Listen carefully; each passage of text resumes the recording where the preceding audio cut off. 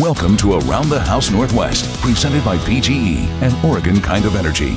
Hey guys, welcome back for another edition of Around the House Northwest here on Fox 12 Plus. I'm Eric G. Each week, we like to show you a little bit of everything when it comes to your house and what's in it. Could be our Made in Northwest segment highlighting the many things that are crafted locally, or our Perform Like a Pro segment showing you how to start and finish a project the right way. Today, I'll show you an innovative company just across the river in Vancouver, TigerStop. We have seen their tools in more than a few of our other Made in Northwest segments as they make automated saw equipment that'll help you save money by creating less material wastes. We're also going to check in with my friend Catherine Emery. She has some great new products to show you that'll help you stop water damage in heavy rains and some other great new products for back to school. We'll also get into a deep dive on heat pumps with PGE. Let's kick things off as we take a look at a recent project I tackled at my house. I installed a new composite siding that I won't have to touch for at least 50 years. I like the sound of that. Here's how it's done. Now it's time for Perform Like a Pro, sponsored by The Wall. Hey guys, today we're going to be installing siding, but it's a different kind of siding. It's actually a cladding, which means we're going to put up some boards up on here that's going to look like deck boards, but on a fascia like this.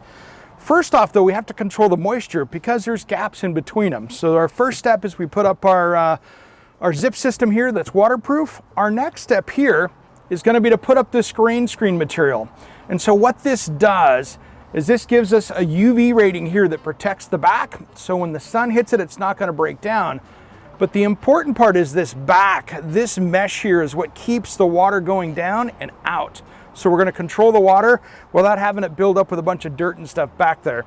So our first step, let's get some rain screen installed, and then we can start putting up some siding. All right, a couple tips on cutting this keen fabric. I like to put a piece of plywood down, and then don't set this on your yard all day because you're going to kill it. Now when you put this out here, I'll tend to roll this out with the piece of plywood behind it so I have something hard to cut on. And then I'm going to come in here to my 65 1/4. This is where I like to use my drywall square, which is not only for drywall, everything else, and get it lined up here so I know where my 65 1/4 is. And then I can come in and cut this.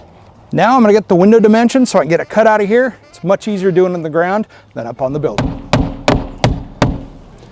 All right, using the right fasteners in this is key. Don't use staples. Use something that has a washer with it. That washer is really what's going to hold it on there because I don't want the staple to rust out and disappear down the road. All right, now the key on this when you put this up is you want to have this overlapping piece here at the end. So there's this little flap that goes over the top here. So I'm going to make sure when I nail this in to fasten this in, that I have that folded out. Now I'm going to put one more nail down here just so I can keep this flap down so it doesn't move around during the installation process. All right guys, the cool thing is I can install this metal trim right over the top of this Keen rain screen product, and it'll compress down as much as it needs to, but not too much. So I'm going to pre-drill the holes in the metal, put some screws in to lock it in. All right, now here's why this metal trim is so important. This is going to come up into here. This board is going to slide into here, and it gives us a really nice finished edge to deal with. And so that way we have clean, crisp edges. So it'll look like $1 million. All right, the next step, which is the one I've been waiting for, is installing this Fiberon cladding. So really, this is just a lot like a deck board, but it's made for this type of installation, and we're going to have a gap in between them. So the first ones we put down are the most important because that's going to make sure that we've got them level all the rest of the way up. So this is where you're going to spend the time and get that foundation for the rest of the install.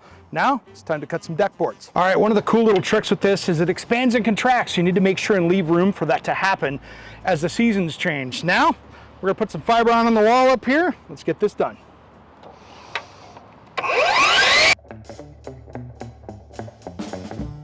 Now here's the thing, this first level is what's important.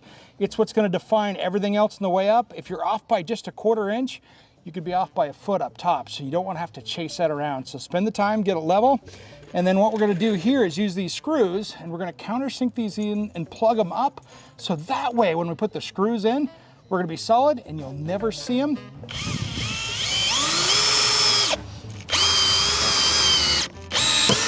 You know, there's a lot of different spacers out there you get on the market. There's not one that's right or wrong. I had one on my toolbox, so I'm using it.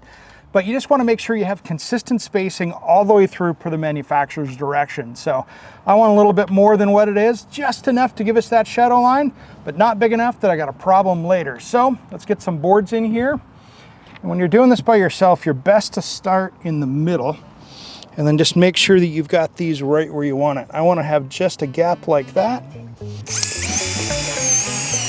Now this is where you got to stand back and really look at it to make sure it's good, because sometimes the eyeball is as important as the level. I hate extension ladders, especially with a 14-foot board. It doesn't end well for me. So my easy button, renting a big boom lift like this, it's easy for the day and it'll keep you safe and a much better job when it's all said and done.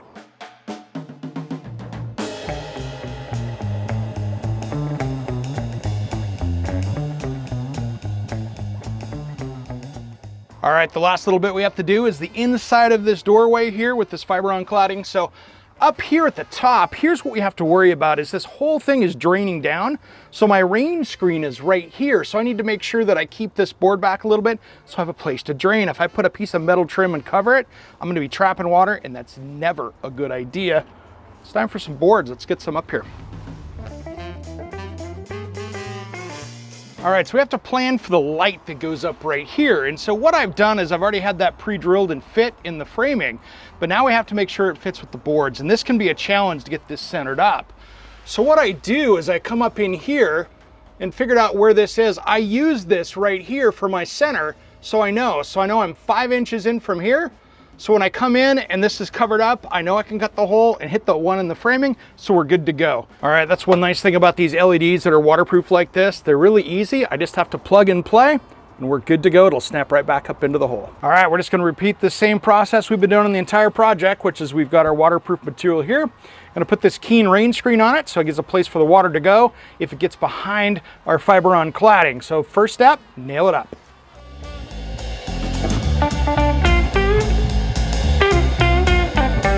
All right, a nice little detail here that I'm not gonna miss is I want these lines to carry around here so they're not off center. So I want that to wrap around architecturally. So I'm gonna cut this top board small and not go with a big board. So that way we line up and on an angle, it's gonna look really dialed in.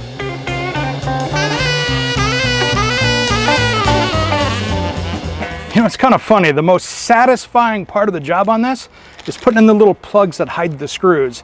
And what you want to do is kind of try to match them up grain-wise and color-wise to make sure that they fit the board well. And then guess what? They disappear and you don't see the fasteners.